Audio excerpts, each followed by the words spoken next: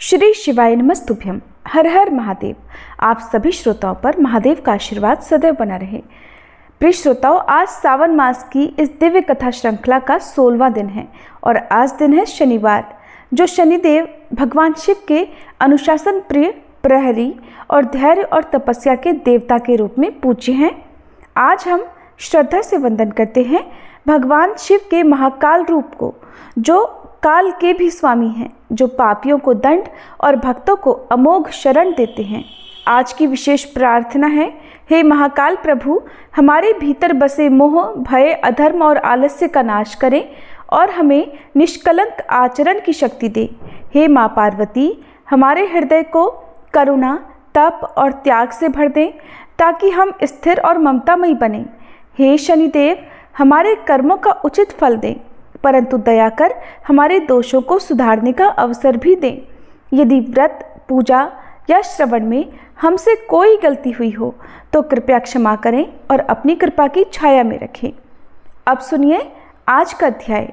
इससे पहले के अध्याय में आपने ब्राह्मण और नील वस्त्र या फिर नील से जो हानि होती है उसके बारे में जाना था। देवी पार्वती को बताते हुए महादेव जी कहते हैं कि इसके बाद परशुराम जी के द्वारा स्थापित रामेश्वर लिंग का दर्शन करें। वह स्थान गोपेश्वर से वायव्य कोण में 30 धनुष की दूरी पर है। जिस समय जमदग्नि पुत्र परशुराम जी ने पिता की आज्ञा से अपनी माता का वध किया और पिता के अनुग्रह से वह पुनः जीवित हो गईं, उस समय प्रभास क्षेत्र में आकर उन्होंने अद्भुत तपस्या की।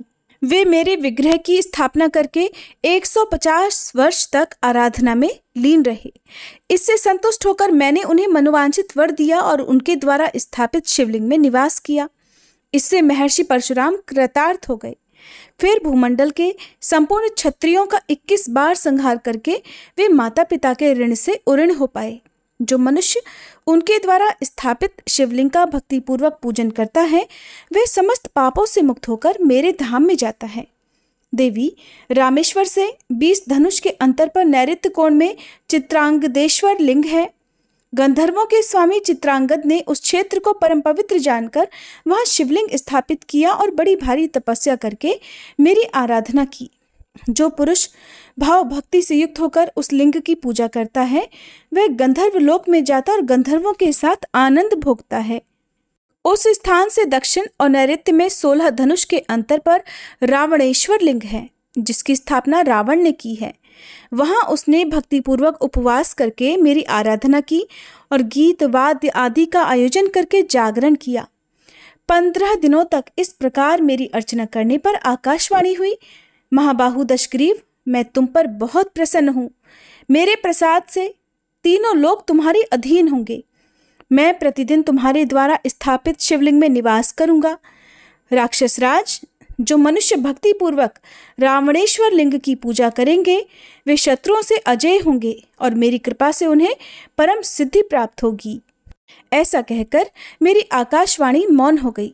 रावण ने भी संतुष्ट होकर बारंबार मेरा पूजन किया और तीनों लोकों पर विजय पाने की इच्छा रखकर वह पुष्पक विमान पर आरूढ़ होकर अभीष्ट स्थान को चला गया। रावणेश्वर से पश्चिम 5 धनुष दूर सौभाग्यदायिनी गौरी का निवास है, जहां पर सौभाग्य की इच्छा रखने वाली अरुंधति देवी ने गौरी जी की आराधना में तत्पर होकर घोर तपस्या की थी। गौरी देवी के प्रसाद से ही उन्हें उत्तम सिद्धि प्राप्त हुई।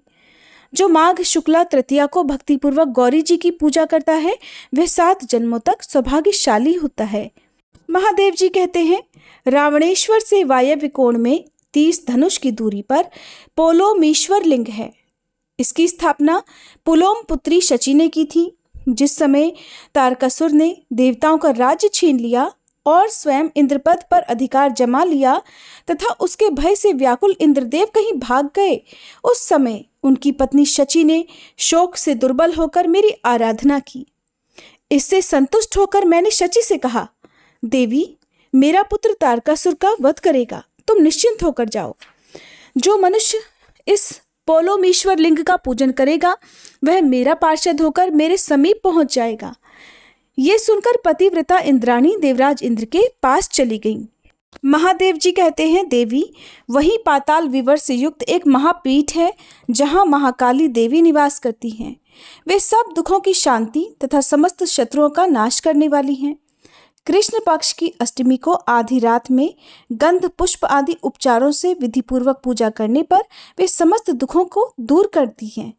जो स्त्री शुद्धचित्त होकर 1 वर्ष तक प्रत्येक शुक्ल पक्ष की तृतीया को विधिपूर्वक देवी की पूजा करती है, वह 7 जन्मों तक क्षुधा, दुर्भाग्य और दीनता का कष्ट नहीं भोगती। ब्रह्मकुंड से उत्तर में थोड़ी ही दूरी पर पुष्करावर्तिका नदी है। पूर्व काल में जब महात्मा सोम का यज्ञ प्रारंभ हुआ, उस समय उनका निमंत्रण पाकर सोमनाथ की प्रतिष्ठा कराने के लिए सब देवताओं के साथ ब्रह्मा जी भी प्रभास क्षेत्र में आए और इस प्रकार बोले कि मैं जब तक यहाँ रहूं तब तक त्रिपुष्कर तीर्थ में ही मुझे तीनों समयों की संध्या करनी चाहिए। इसी समय जब लगनकाल उपस्थित हुआ, तब वेद चिंतक ब्राह्मणों ने बताया कि यही प्रतिष्ठा के लिए सबसे उत्तम समय है। उस समय ब्रह्मा जी को पुष्कर तीर्थ की ओर प्रस्थान करते देख निशानाथ चंद्रमा ने कहा, भगवान, ज्योतिषियों ने प्रतिष्ठा के लिए यही शुभ मुहूर्त बताया है, ये मुहूर्त बीतने ना पाए, इसका ध्यान रखना चाहिए। तब ब्रह्मा जी ने मन ही मन पुष्कर तीर्थों का चिंतन किया। उनके स्मरण करते ही वे तीनों नदी के तट पर प्रकट हो गए। उस समय नदी में ज्येष्ठ, मध्य और कनिष्ठ 3 भंवरें उठी। उन तीनों भंवरों को देखकर लोक पितामह ब्रह्मा जी ने कहा कि आज से यह सुंदर नदी पुष्करावर्तिका नाम से प्रसिद्ध होगी। जो मनुष्य इसमें स्नान करके भक्तिपूर्वक पितरों का तर्पण करेगा, उसे तीनों पुष्कर में स्नान के समान पुण्य प्राप्त होगा। जो मनुष्य श्रावण शुक्ला तृतीया को उसमें पितरों का तर्पण करता है, उसके वे पितर 10,000 कल्पों तक तृप्त रहते हैं। वहीं कंकाल भैरव नामक क्षेत्रपाल हैं, जिन्हें उस क्षेत्र की रक्षा के लिए भैरव जी ने नियुक्त किया है। जो श्रावण शुक्ला पंचमी तथा आश्विन शुक्ला अष्टमी को कंकाल भैरव का भक्तिपूर्वक पूजन करता है, उस महात्मा के उस क्षेत्र में निवास के लिए वे सभी विघ्नों का निवारण करते हैं और उसकी पुत्र की तरह रक्षा भी करते हैं।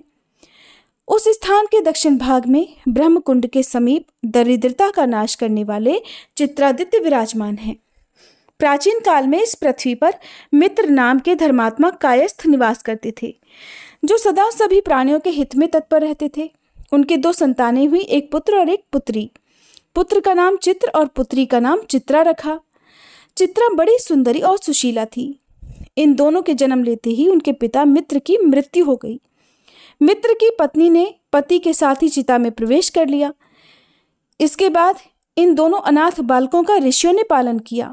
वे महान वन में ही बड़े हुए और बचपन से ही व्रत परायण रहे। एक बार प्रभास क्षेत्र में आकर उन दोनों ने महादेव सूर्य की स्थापना की और वे बड़ी भारी तपस्या में लीन हो गए। धर्मात्मा चित्र ने धूप, माला, चंदन आदि उपचारों से सूर्यदेव का पूजन किया और वशिष्ठ जी के द्वारा बताए गए 68 नामों द्वारा उनका स्तवन किया। चित्र बोले, जो आदिदेव जगन्नाथ पापनाशक तथा रोग निवारण करने वाले हैं, उन आकाश के स्वामी भगवान भास्कर को मैं सिर से प्रणाम करके उनकी स्तुति करता हूँ। उनके सहस्त्रों नेत्र, सहस्त्रों रश्मियाँ तथा सहस्त्रों किरणमय आयुध हैं। अनेक गुह्य नामों द्वारा उनका स्तवन किया जाता है। उन प्रातःकाल गंगा सागर संगम पर निवास करने वाले मुंडीर स्वामी को मैं नमस्कार करता हूँ। मध्याह्न काल में यमुना तटवर्ती भगवान कालप्रेय को और सूर्यास्त के समय चंद्रभागा नदी के तट पर विराजमान श्री मूल स्थान को मैं प्रणाम करता हूँ, जहाँ उपवास करके श्री शाम्ब जी को स्वतः सिद्धि प्राप्त हुई है। काशी में लोहिताक्ष, गोभिलाक्ष में बृहन्मुख, प्रयाग में प्रतिष्ठान, महाद्युति में वृद्धादित्य, कोट यक्ष में द्वादशादित्य, चतुर्घट में गंगादित्य, नैमिषारण्य में गोलस्थ, भद्रपुट में भद्र, जया में विजयादित्य, प्रभास में स्वर्ण वेतस, कुरुक्षेत्र में सामंत, इलावृत में त्रिमंत्र, महेंद्र में क्रमणादित्य, हिरण्य में सिद्धेश्वर, कौशाम्बी में पद्मबोध, ब्रह्मबाहु में दिवाकर, केदार में चंडकांति, नित्य में तिमिरापह, गंगा मार्ग में हरिद्वार, भूप्रदीपन में आदित्य, सरस्वती तट पर हंस, पृथुदक में विश्वामित्र, उज्जैनी में नरद्वीप, सिद्धापुरी में अमित द्विती, कुंती कुमार में सूर्य, पंच नदी में विभावसु, मथुरा में विमलादित्य, संज्ञिक में संज्ञादित्य, श्रीकंठ में मार्तंड, दशार्ण में दंडक, गोधन में गोपति, मरुस्थल में कर्णदेव, देवपुर में पुष्प, लोहित में केशवादित्य, वैदिश में शार्दूल, शोण में अरुणवासी, वर्धमान में सांबादित्य, कामरूप में शुभंकर, कान्यकुब्ज में मिहिर, पुण्यवर्धन में मंदार, गांधार में क्षोभणादित्य, लंका में अमरद्युति, चंपा में कर्णादित्य, प्रबोध में शुभदर्शी, द्वारावती में पार्वत्य, हिमवंत में हिमापह, लौहित्य में महातेज, अमलांगम में धूर्जटी, रोहिक में कुमार, पद्म में पद्म संभव, लाटा में धर्मादित्य, अर्बुद में स्थविर, कौवेरी में सुखप्रद, कौशल में गोपति, कोंकण में पद्मदेव, विंध्य पर्वत पर तापन, कश्मीर में त्वष्टा, चरित्र में रत्न संभव, पुष्कर में हेमगर्भ, गभस्तिक में सूर्य, प्रकाशा में मुंजाल, तीर्थग्राम में प्रभाकर, काम्पिल्य में इल्लिकादित्य, धन्यक में धन्यवासी, नर्मदा तट पर अनल तथा सर्वत्र गगनाधिप नाम से प्रसिद्ध सूर्य देव को मैं नमस्कार करता हूँ। ये भगवान भास्कर के 68 नाम हैं जो मनुष्य प्रतिदिन प्रातःकाल उठकर पवित्र होकर भक्तिभाव से इन नामों को पढ़ता अथवा सुनता है वह सब पापों से मुक्त हो जाता है। महादेव जी कहते हैं, देवी शुद्ध चित्त वाले चित्र के इस प्रकार स्तुति करने पर भगवान सूर्य ने प्रसन्न होकर कहा, वत्स तुम्हारा भला हो, तुम कोई वर मांगो। चित्र ने कहा, हे उष्ण रश्मि, सभी कार्यों में मेरी रुचि हो और मुझे कुशलता प्राप्त हो। तब तथास्तु कहकर भगवान सूर्य ने उनकी इच्छा पूर्ण की। तब से चित्र सर्वार्थ कुशल हुए। धर्मराज को जब ये बात पता चली तब उन्होंने सोचा, अगर ये मेरा लेखक हो जाता तो बड़ा अच्छा होता। एक दिन चित्र क्षार समुद्र के भीतर अग्नि तीर्थ में स्नान करने के लिए गए। उसमें प्रवेश करते ही यमदूत उन्हें शरीर सहित यमपुरी उठाकर ले गए। वहां वे चित्रगुप्त नाम से प्रसिद्ध हुए। चित्रगुप्त जी संपूर्ण विश्व के शुभाशुभ चरित्रों को लिखते रहते हैं, इसलिए उनके द्वारा स्थापित सूर्य देव का नाम चित्रादित्य हुआ। जो मनुष्य सप्तमी को उपवास करके उनकी पूजा करता है उसे 7 जन्मों तक दरिद्रता और दुखों की प्राप्ति नहीं होती। अब सुनिए भगवान शिव के रामेश्वरम ज्योतिर्लिंग की कथा। भगवान शिव के 12 ज्योतिर्लिंगों में से एक है तमिलनाडु के रामनाथपुरम में स्थित रामेश्वर ज्योतिर्लिंग। रामेश्वरम मंदिर की कथा भगवान श्री राम से जुड़ी हुई है। ऐसी मान्यता है कि इस शिवलिंग की स्थापना त्रेता युग में स्वयं भगवान श्री राम ने की थी। रामायण के अनुसार त्रेता युग में भगवान श्री राम ने धर्म की रक्षा करने के लिए, धर्म की स्थापना करने के लिए अवतार लिया था। उस समय रावण के कारण सृष्टि में अधर्म फैल रहा था। रावण एक ब्राह्मण था। इस वजह से रावण का वध करने पर भगवान श्री राम पर भी ब्रह्म हत्या का पाप लगा था। मान्यता है कि अयोध्या के राजा भगवान श्री राम ने लंकापति रावण से युद्ध करने से पहले विजय की कामना लिए हुए इसी स्थान पर रेत का शिवलिंग बनाकर भगवान शिव की साधना की थी, जिसके बाद भगवान शिव यहाँ पर ज्योति रूप में प्रकट हुए। रामेश्वरम ज्योतिर्लिंग की कथा शिव महापुराण में भी वर्णित है और ये बात उस समय की है जब रावण माता सीता का अपहरण करके उन्हें लंका ले गया था। और माता सीता की खोज करने के लिए जब भगवान श्री राम तट पर पहुंचे तो उन्होंने देखा कि लंका तो समुद्र के ठीक उस पार पर स्थित है।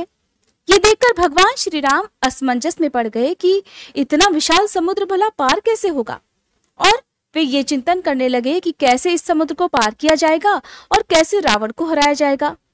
वैसे तो भगवान श्री राम भगवान शिव के बहुत बड़े भक्त थे और हर रोज भगवान शिव की स्तुति किया करते थे, किंतु किसी कारणवश तथा उनके सामने आई कठिनाइयों के कारण उस दिन भगवान श्री राम भगवान शंकर की पूजा अर्चना करना भूल गए। बिना पूजा किए हुए ही भगवान श्री राम उसी स्थान पर ठहर कर जल पी रहे थे कि तभी आकाशवाणी हुई कि मेरी पूजा किए बिना ही जल पीते हो। इस आकाशवाणी को सुनकर भगवान श्री राम ने बालू से शिवलिंग बनाकर उसकी पूजा की। फिर भगवान शिव से रावण पर विजय प्राप्त करने का आशीर्वाद भी मांगा। उन्होंने प्रसन्नता के साथ ये वर भगवान श्री राम को दे दिया। भगवान शिव ने लोक के कल्याण के लिए ज्योतिर्लिंग के रूप में वहां निवास करने की सभी की प्रार्थना भी स्वीकार कर ली। कहते हैं कि तभी से रामेश्वरम ज्योतिर्लिंग वहां पर विराजमान है।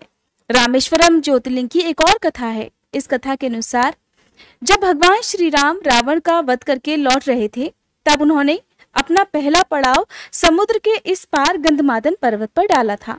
वहां बहुत से ऋषि मुनिगण उनके दर्शन करने के लिए उनके पास आए। उन सभी का आदर सत्कार करते हुए भगवान राम ने उनसे कहा कि पुलत्स्य के वंशज रावण का वध करने के कारण मुझ पर भी ब्रह्महत्या का पाप लग गया है।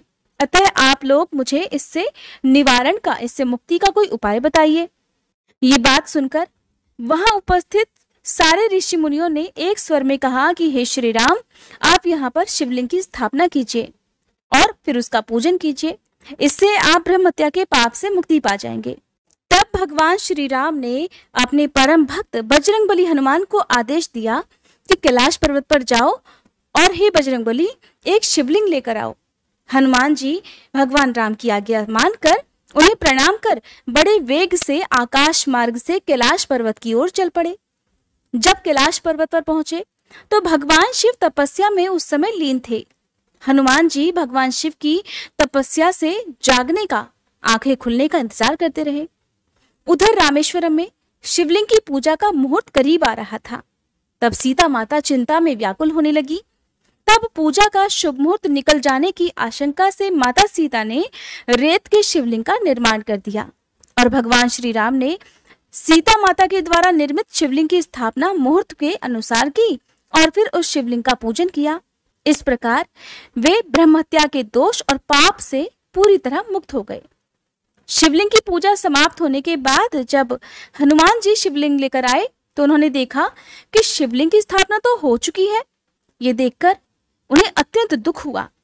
तब वे श्री राम जी के चरणों में गिर पड़े। भगवान राम ने बताया कि बजरंगबली, परेशान मत हो, शुभ मुहूर्त ना बीत जाए, इसीलिए शिवलिंग की स्थापना और पूजा करवानी पड़ी। लेकिन तब भी हनुमान जी पूर्णतः संतुष्ट नहीं हुए। तब श्री राम जी ने हनुमान जी से कहा कि बजरंगबली, अच्छा, तुम्हारे द्वारा लाए हुए शिवलिंग की हम पुनः स्थापना करते हैं और इस शिवलिंग को उखाड़ देते हैं।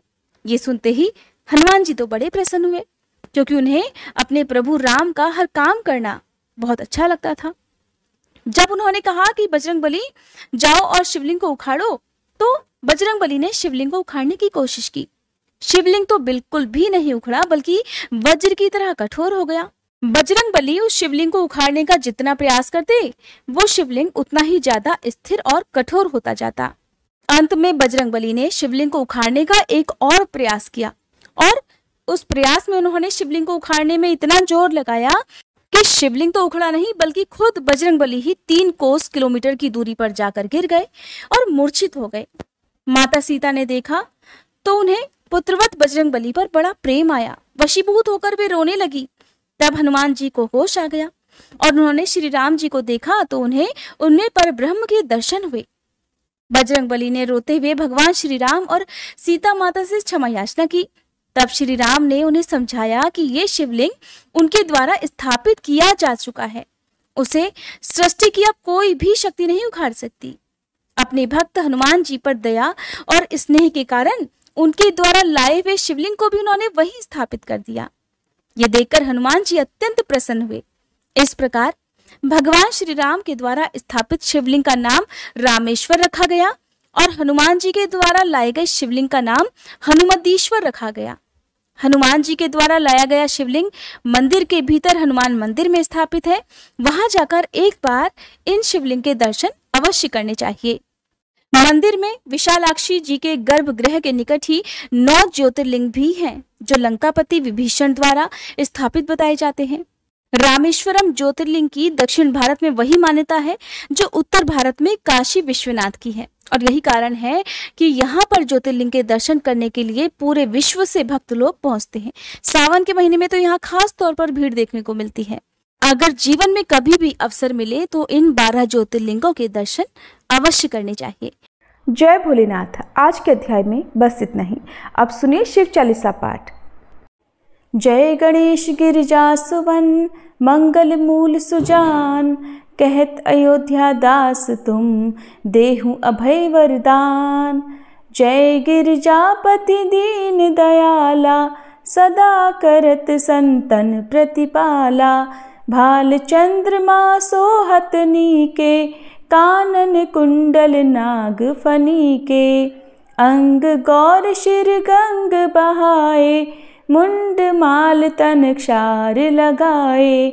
वस्त्र खाल बाघांबर सोहे, छवि को देखी नाग मन मोहे। मैना मातु की हवे दुलारी, वाम अंग सोहत छवि न्यारी। कर त्रिशूल सोहत छवि भारी, करत सदा शत्रुन क्षयकारी। नंदी गणेश सोहितः कैसे, सागर मध्य कमल है जैसे। कार्तिक श्याम और गणराऊ, या छवि को कही जात न काऊ। देवन जब ही जाय पुकारा, तब ही दुख प्रभु आप निवारा। किया उपद्रव तारक भारी, देवन सब मिली तुम ही जुहारी। तुरत षडानन आप पठायऊ, लव निमेष मह मारी गिरायऊ। आप जलंधर असुर संहारा, सुयश तुम्हार विदित संसारा। त्रिपुरासुर सन युद्ध मचाई, सब ही कृपा कर लीन बचाई। किया तप ही भागीरथ भारी, पुरब प्रतिज्ञा तासु पुरारी। दानिन मह तुम सम को नाही, सेवक स्तुति करत सदाही। वेद नाम महिमा तब गाई, अकथ अनादि भेद नहीं पाई। प्रकटी उदधि मंथन में ज्वाला, जरत सुरासुर भये विहाला। कीन्ही दया तह करि सहाई, नीलकंठ तब नाम कहाई। पूजन रामचंद्र जब कीन्हा, जीत के लंक विभीषण दीन्हा। सहस कमल में हो रहे धारी, कीन्ह परीक्षा तब ही पुरारी। एक कमल प्रभु राखे उजोई, कमल नयन पूजन चह सोई। कठिन भक्ति देखी प्रभु शंकर, भय प्रसन्न दिए इच्छित वर। जय जय जय अनंत अविनाशी, करत कृपा सबके घटवासी। दुष्ट सकल नित मोहि सतावे, भ्रमत रहो मोहि चैन ना आवे। त्राहि त्राहि मैं नाथ पुकारो, ये ही अवसर मोहि आन उबारो। लै त्रिशूल शत्रुन को मारो, संकट से मोहि आन उबारो। मात पिता भ्राता सब होई, संकट में पूछत नहीं कोई। स्वामी एक है आस तुम्हारी, आए हरहु मम संकट भारी। धन निर्धन को देत सदाही, जो कोई जाचे सो फल पाही। स्तुति के ही विधि करे तुम्हारी, क्षमहु नाथ अब चूक हमारी। शंकर हो संकट के नाशन, मंगल कारण विघ्न विनाशन। योगी यति मुनि ध्यान लगावे, शारद नारद शीश नवावे। नमो नमो जय नमः शिवाय, सुर ब्रह्मादिक पार न पाए। जो यह पाठ करे मन लाई, तापर होत है शंभु सहाई। ऋनिया जो कोई हो अधिकारी, पाठ करे सो पावन हारी। पुत्र होन कर इच्छा जोई, निश्चय शिव प्रसाद ते ही होई। पंडित त्रयोदशी को लावे, ध्यान पूर्वक होम करावे। त्रयोदशी व्रत करे हमेशा, ताके तन नहीं रहे कलेशा। धूप दीप नैवेद्य चढ़ावे, शंकर सम्मुख पाठ सुनावे। जन्म जन्म के पाप नसावे, अंत धाम शिवपुर में पावे। कहे अयोध्या दास आस तुम्हारी, जानी सकल दुख हरहु हमारी।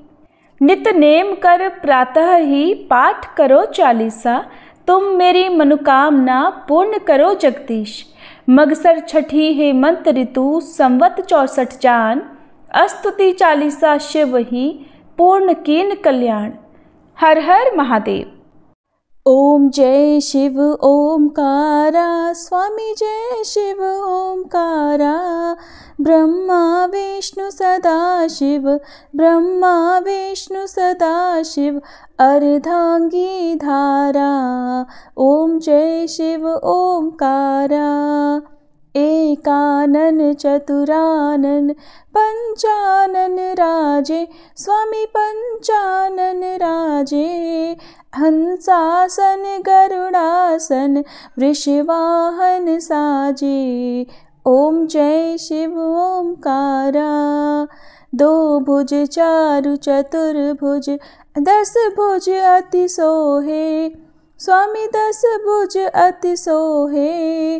त्रिगुण रूप निरखता, त्रिभुवन जन मोहे। ओम जय शिव ओमकारा। अक्षमाला वनमाला मुंडमाला धारी, स्वामी मुंडमाला धारी। चंदन मृग मद सोहे, भाले शशिधारी। ओम जय शिव ओमकारा। श्वेतांबर पीतांबर बाघांबर अंगे, स्वामी बाघांबर अंगे। सनकादिक गरुड़ादिक भूतादिक संगे। ओम जय शिव ओमकारा। कर के मध्य कमंडल चक्र त्रिशूलधारी, स्वामी चक्र त्रिशूलधारी। सुखकारी दुखहारी जग पालनकारी। ओम जय शिव ओमकारा। ब्रह्मा विष्णु सदा शिव, जानत अविवेका, स्वामी जानत अविवेका। प्रणवाक्षर में शोभित ये तीनों एका। ओम जय शिव ओमकारा। त्रिगुण स्वामी जी की आरती जो कोई नर गावे, स्वामी जो कोई नर गावे। कहत शिवानंद स्वामी, रटत भोलानंद स्वामी, सुख संपत्ति पावे। ओम जय शिव ओमकारा। ओम जय शिव ओमकारा, स्वामी जय शिव ओमकारा। ब्रह्मा विष्णु सदा शिव, अर्धांगी धारा। ओम जय शिव ओमकारा।